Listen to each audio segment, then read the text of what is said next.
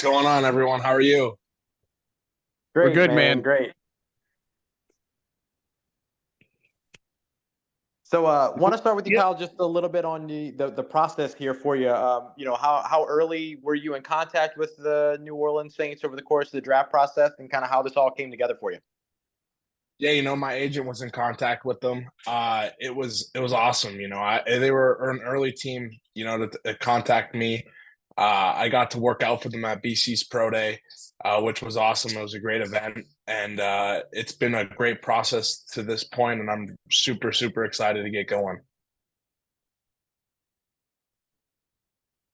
Kyle, how would you kind of best describe your strengths and where you kind of fit in on the offensive line?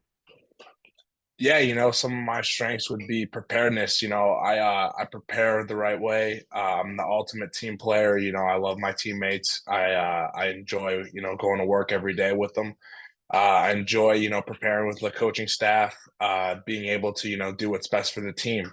And where do I see myself fit? Anywhere the coaches kind of need me to play. I'm a guy that's always been team first. I prepare the right way. I'm focused. I got a great work ethic. I love, working with my teammates every day, and wherever the team needs me, I'll play. With the growing popularity of the wide zone offense across the NFL and the New Orleans Saints kind of next in line on that, how comfortable are you with that scheme and that fit for you? Yeah, it's awesome. So, my offensive line coach at Boston College my last year, he actually was the offensive line coach for the Miami Dolphins. So he worked with Mike McDaniels on 2 years ago. So he brought over a lot of the same schemes that, we'll be running here at New Orleans. So, and also I got to play for Coach Rob Chudzinski. He was the head coach of the Cleveland Browns, and they kind of implemented that wide zone offense. And I've played in it before in North Dakota. We did something similar, but at Boston College we really refined it, and it was truly what the Dolphins ran in 2022. It's been awesome to have that kind of experience. What would you say is kind of if there was maybe a pinnacle quality for an offensive lineman fitting into that scheme, what would that quality be? Yeah, it's athleticism. It's able to understand combination blocks, tempo of the linebacker at the second level. Ultimately though, it comes down to trust, right? Like that's a huge thing that my offensive line coach talked about to me. I've played for some really good coaches. I played for Jim Turner, who was also the Dolphins offensive line coach, a little earlier than Coach Applebaum was, but a lot of the things come down to trust. Like, can that coach trust you to put you on the field? And that's what I'm going to try doing, is earning the trust of Coach Benton. Earning the trust of the staff, and being the ultimate team player. What was the Have you had experience? have you had any conversation with Jahri Evans? No, I have not. I actually saw him at the Shrine Bowl though. I was on the opposite team of him. I was on the East squad, but I got to meet him in the at the Shrine Bowl, so it was really cool. I'm super excited to be in a room with him. Like, what an honor that is. He's a legend, right? And learn from him and pick his brain every day is something that I can't wait to do. I was lucky enough here at BC. Chris Snee was our analyst, so it's a great situation. Work with the guys that have done it, right? And it's something that's super super. I think that it's there's no value that you can place on something like that, right? Like working with somebody that has done it at the highest level and done it at such a extremely high level that you can be in a room with them and just be able to pick their brain every day. What are some of the first things you may want to inquire about when you get a chance to really sit down and talk with Jahri? Yeah, how he did it at such a high level for so long. Like, that's the best thing, right? You can, really get from someone like that. Like, something that, let them stay in that league for so long. Like, what can you give to me, right? I think that is so, so cool that he's played so many different years in the NFL at such a high level. I want to learn how he did that. Like, what are some tips and what are some secrets of the trade? That's what I'm looking forward to talking about.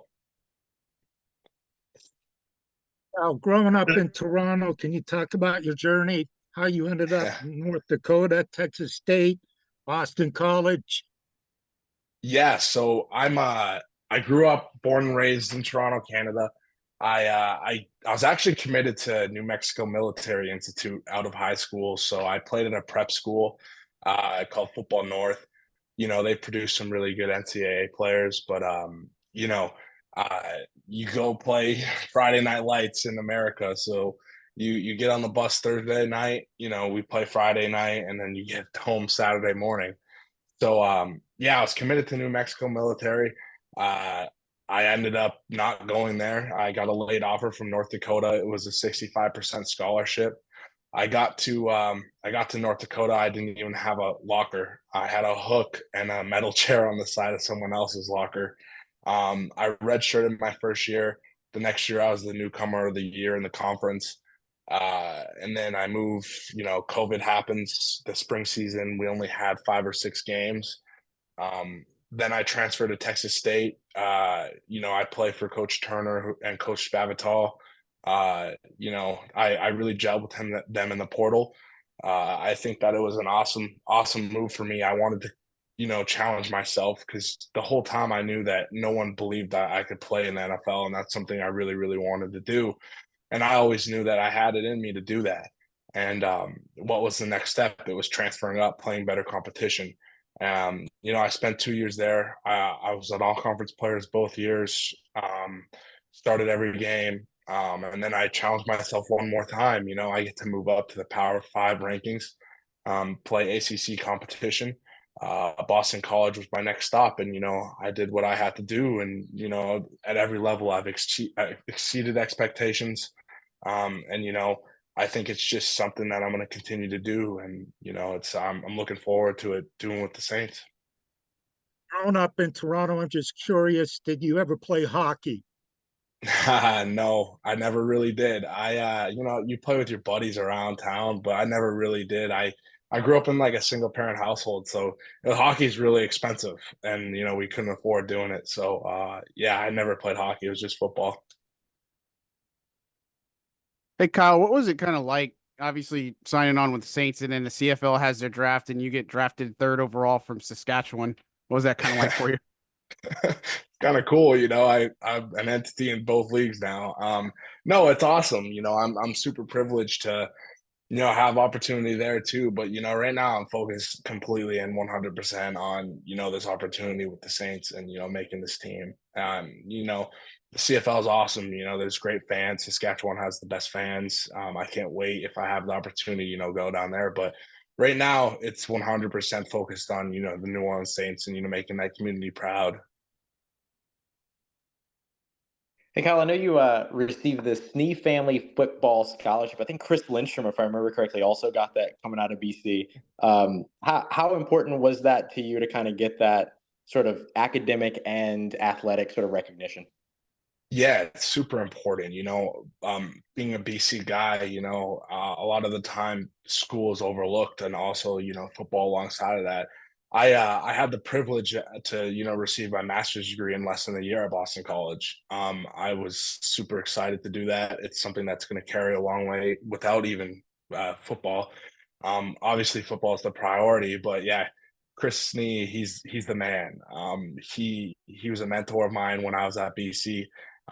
His family gave me a scholarship. It was something super special to me, and something no one can take away anymore. And it's to be on a name like Chris Lindstrom, like that's pretty cool too. That's awesome. And then your master's was it sports administration? Yes, sir. Sports administration from the Woods College. That's awesome. You just talked about kind of, your preparation being like one of those kind of calling cards for you. You think those study habits kind of helped you out there? Yeah, it's tough to get a master's degree, let alone at Boston College. So yeah, preparation, it carries over in life, right? That's the most exciting thing about football. There's so many different things that you can take from it, and it's life lessons.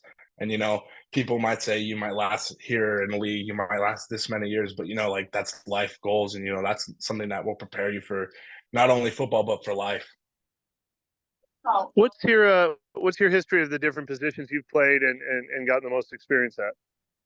Yeah, so I have 44 starts at right guard, at all 2 levels of football. So I played right guard for North Dakota and then Texas State. And then my last year I played left guard for BC, but I've always been the swing guy. So at every school I've been at, I've been cross-trained to play center.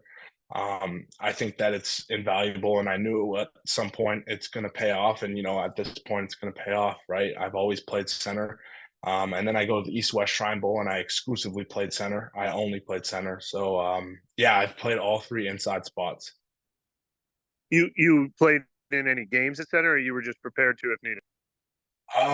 I think a couple games this year, our starting center went down, and I just bumped inside. But it's a seamless transition to me. I've done it, for 6 years now, so I'm prepared to exclusively play center. Prepared to do both. I'm prepared to be the swing guy. I'm prepared to play right guard, left guard, anything that the team needs. How does the experience at center benefit you when you're playing the other offensive line positions? Yeah, it's really the inside three and, the tackles, they all see the same thing through the center's eyes. So if you learn how to play center, you learn how to play all spots on the offensive line. I'm a guy that likes to have control of, the huddle. And I think that it's awesome from a leadership standpoint to, be the center and making the calls and, understanding how to see the calls and the procedure through the center's eyes. Once you learn how to do that, everything opens up to you as a football player and holistically in the offense. Was it your versatility on the offensive line, some of the attributes the New Orleans Saints liked about you? Yeah, for sure. Being able to play all three inside spots, it's invaluable, right? It's awesome. And I'm not a guy that's going to complain. I just want to play football. I love the game so much. I just want an opportunity. It's kind of the same feeling. It's a very, very familiar feeling from how my career started and kind of has gone, UDFA, kind of like back against the wall. But, it's a very familiar feeling for me. And, I just am so excited, and I can't tell you how much this opportunity means to me, and I'm going to make the most of it. What about your family? How does your mom and your brother feel about being down in New Orleans? Oh, it's awesome. They're so excited. One of the cities my mom's never been is New Orleans. I've been though before. I went to Sunbelt Media Day in 22, and it's the headquarters of the Sunbelt is down in New Orleans. So, I got to go to Oceanas. I got to go to Drago's. I mean, like, I love the food down there. I was only there 2 days, but it's such a great city, and I'm super excited to get back. And my mom's super excited to come down too.